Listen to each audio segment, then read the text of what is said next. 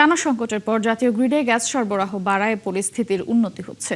বুধবার রাত থেকে গ্যাসের চাপ বাড়ায় সিএনজি স্টেশনগুলোতে দীর্ঘ লাইনের ভোগান্তি অনেকটাই কমেছে।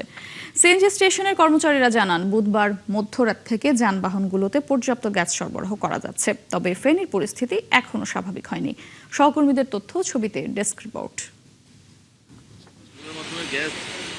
বুধবার রাত থেকে সরবরাহ ও চাপ বাড়ায় চট্টগ্রামের সিএনজি স্টেশনগুলোতে দীর্ঘ লাইন কমেছে। গ্যাস নিতে আসা গাড়ি চালকেরা জানান, এখন মাত্র 5 থেকে 10 মিনিট অপেক্ষা করেই গ্যাস সংগ্রহ করা যাচ্ছে। সিএনজি স্টেশনের কর্মচারীরা জানান, বুধবার রাত থেকে যানবাহনগুলোতে পর্যাপ্ত গ্যাস সরবরাহ করা যাচ্ছে। লাইনে দাঁড়াতে হয় নাই, এখন নিয়ে ফেলছে আলহামদুলিল্লাহ। এখন হয়তো স্বাভাবিকভাবে হয়েছে। ভোর 4টার দিকে একদম ফ্রি হয়ে গেছে, গাড়ি আর ছিল না। প্রবলেম দেখে আসে নাই গত কয়েকদিন, তেলেই চালাইছি। আজকে লাইন কম দেখে আসলাম। তো গতকাল 7 ঘন্টা দাঁড়িয়ে পাইছি, আজকে 7-8 মিনিট দাঁড়িয়ে পাইছি। ঢাকার ধামরায়ে বৃহস্পতিবার সকাল থেকে উপজেলার 7টি সিএনজি স্টেশনে গ্যাস সরবরাহ স্বাভাবিক দেখা গেছে। কোনো প্রকার ভোগান্তি ছাড়াই গ্যাস নিতে পেরে খুশি চালক ও পাম্প কর্তৃপক্ষ।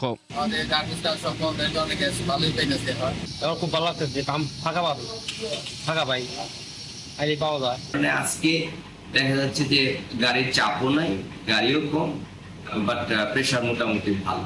তবে ফেনীতে গ্যাস সংকট এখনো স্বাভাবিক হয়নি। অধিকাংশ আবাসিক এলাকায় গ্যাসের চাপ এখনো কম। রান্নাবান্না সহ দৈনন্দিন কাজে ভোগান্তিতে পড়েছেন মানুষ। গ্যাস না থাকায় জেলার বেশিরভাগ সিএনজি ফিলিং স্টেশন কার্যত বন্ধ।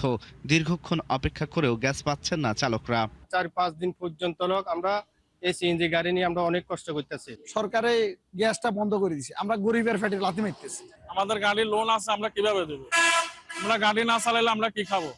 আমাদের বাড়ি অনেক কষ্ট হইতেছে। সমস্ত ড্রাইভাররা আসি আমাদেরকে জ্বালাতন করতেছে, কখন দিবে, কিন্তু আমরা তো এটার কোনো আপডেট নেই, আমরা কোনো নিউজও পাইতেছি না। নারায়ণগঞ্জের স্বস্তিতে আছেন সিএনজি অটোরিকশা সহ বিভিন্ন যানবাহন চালকরা। বৃহস্পতিবার ভোর থেকে রূপগঞ্জের 5টি সিএনজি ফিলিং স্টেশনে গ্যাসের চাপ স্বাভাবিক হওয়ায় বাড়তি চাপ লক্ষ্য করা যায়নি। 100-120-130 এরকম পাওয়া যায় গ্যাস আর কি। এর রাত 11টা বাজে গ্যাস পেয়েছি, 2 পাম্পতে 230 গ্যাস পেয়েছি। সবাই মনে হয় যেন একটা আতঙ্কের মধ্যে ছিলাম, কিন্তু ওনার আতঙ্ক নাই। যদি গ্যাস সঠিকভাবে পাওয়া যায় তাহলে আমগো মনে খুব আনন্দ পাবো। এখন যদি গ্যাস ঠিক মতো আমরা পাই, আমাদের সুবিধা এবং যাত্রী অসুবিধা। ইনলেটটা চলছে 60-65, বর্তমানে একটু ভালো, আগের তুলনায় 1 সপ্তাহ পর থেকে এখন বর্তমান খুবই ভালো। আল ইমরান, 71।